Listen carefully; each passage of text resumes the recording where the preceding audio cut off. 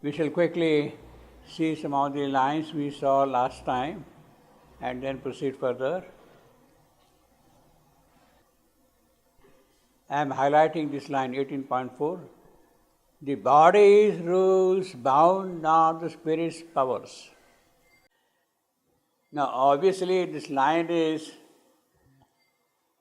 packed, densely packed, luminously packed with occult contents. The body's rules bound not the spirit's powers.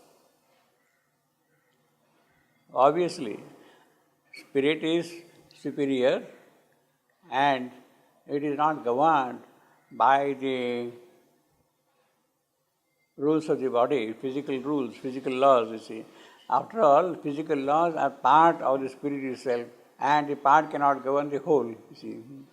So in fact, he says, when life stopped its beats, he gives an example of that thing. When life stopped its beats, death broke not in. What a great statement it is. What a great statement it is. Now, this is not, this line, the body's rules bound not the spirit's power, is not just a metaphysical statement. It is an occult fact. And very few yogis, great yogis, have realized this one. When life has stopped its beats, death broke not in. So that really brings a kind of a concreteness to the previous sort of metaphysical statement.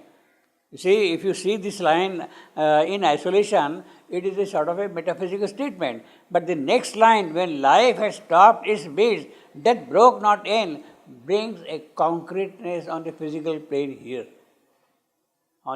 There are yogis who are not governed by the law of the bodies. They are free of the spirit, you see. You see, I mean,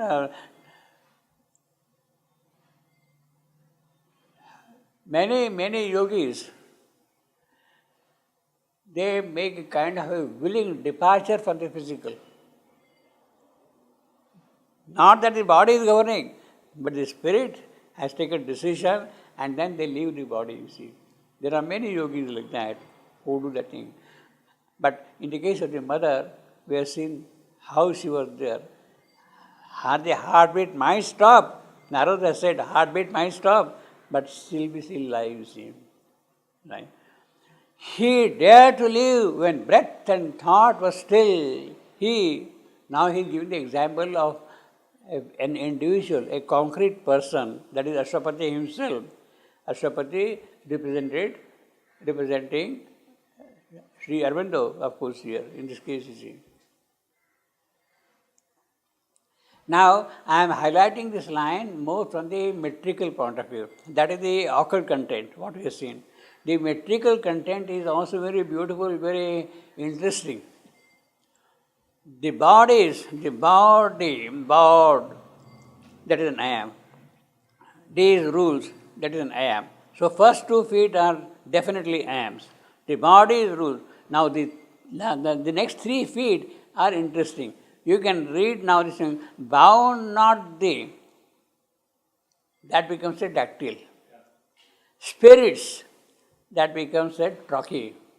Powers, that becomes a trochee again. So you have got dactyl, trochee. Bound not thee. Spirits, powers. That is one reading. The second reading will be bound not. Trochee. The spirits, short, long, short. That is called amphibrach, short, long. The spirits and powers, again trochee. So it will be trochee, amphibrach, trochee. There is a third reading also possible. Bound not. Trochee. The spare and I am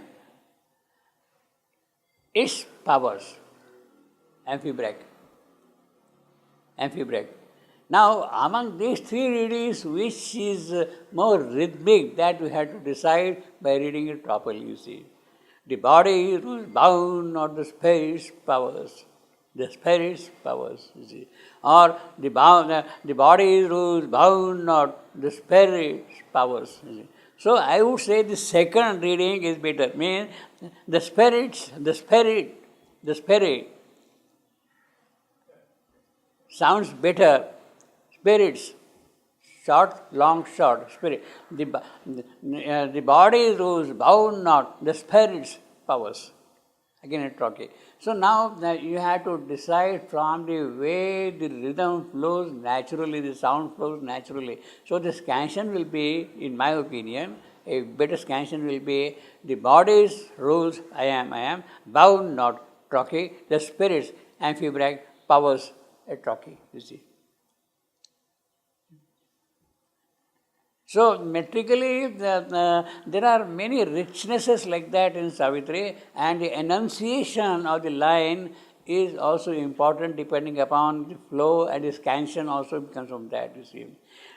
Thus could he step into the magic place, which few can ever glimpse with hurried glance, lifted for a moment from mind's labored work, and the poverty of nature's earthly sight. This we have seen last time. And then all that the gods have learned is their self-known. All that the gods have learned is their self-known. Gods have learned, we have seen last time, that word learn means they have become aware of it, are known.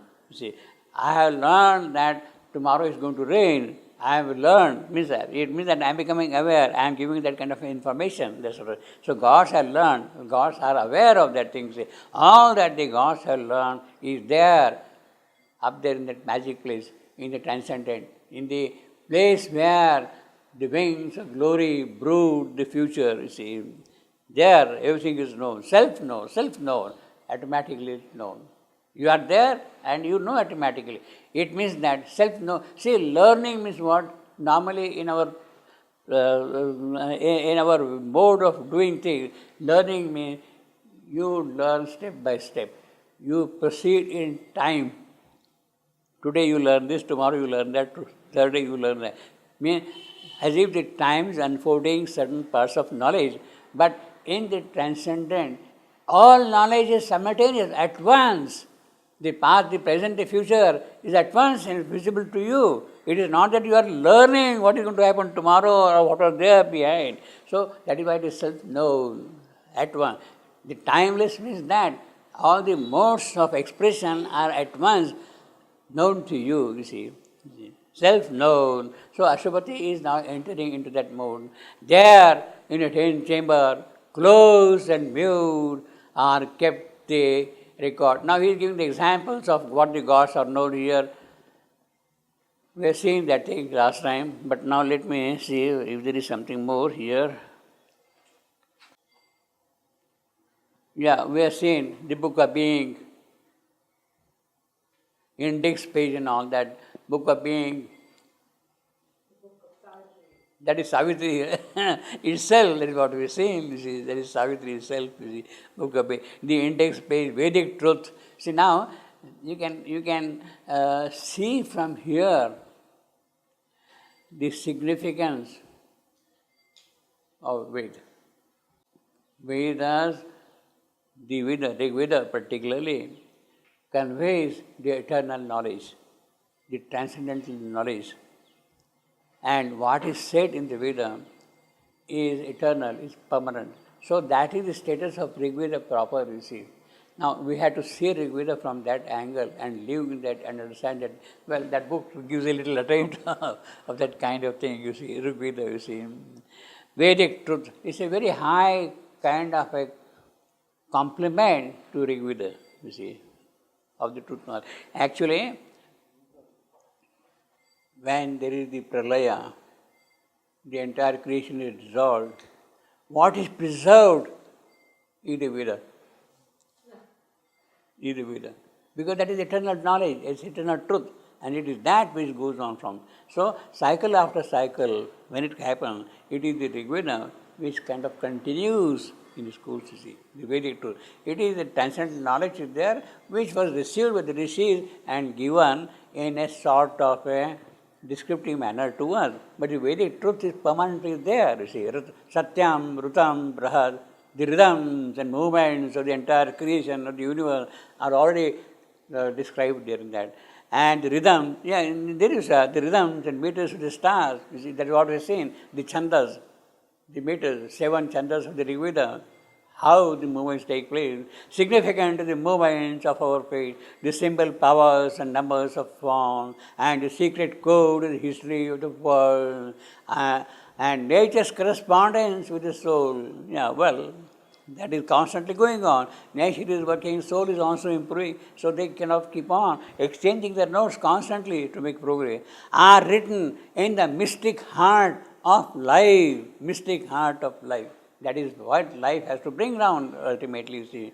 In the glow of the spirit's room of memories. You see, this knowledge is recovered, it is always there, but when you are taking birth in the inconscience, you lose that knowledge, you don't remember that thing.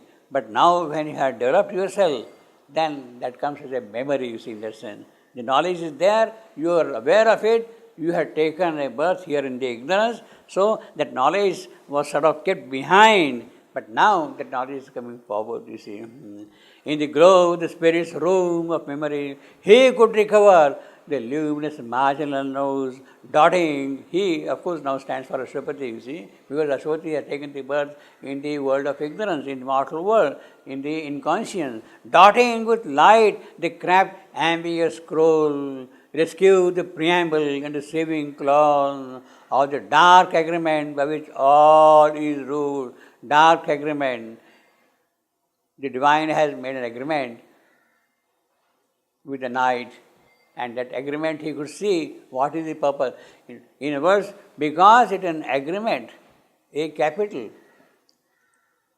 it is an agreement, it means that there is something which has already been purposefully done, something has happened with an intention between the divine and the night. Between the divine. Yes, you are Ratri, you are night, Ratra, night, and it is because of that things are happening here. You see, agreement of what is the agreement? It is through the process of night things will come out to light, the everlasting light will. That is the agreement that rises from material nature's sleep to clothe the everlasting in new shape. That is the agreement. New shapes have to come out, new forms. Growth of consciousness means bringing out new forms of consciousness.